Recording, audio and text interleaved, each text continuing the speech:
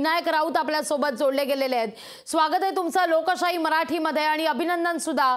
उमेदवारी जाहीर झालेली आहे, आजपासून आता प्रचाराला चांगला वेग येणार आहे। तर धन्यवाद। मी प्रथमतः माझे पक्षप्रमुख उद्धवजी ठाकरे आणि आदित्यजी ठाकरे त्याचबरोबर इंडिया आघाडीच्या सर्व मान्यवर नेत्यांचे मनापासून आभार मानतो।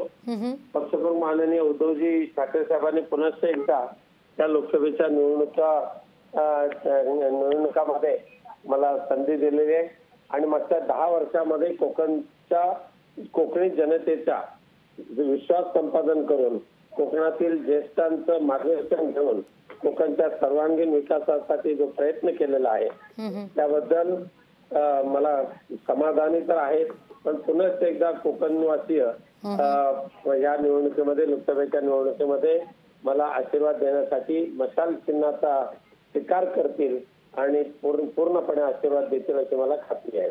निश्चित धन्यवाद आमच्याशी संवाद साधला त्याबद्दल। लोकशाही मराठी ऐका, पहा, जागरूक रहा।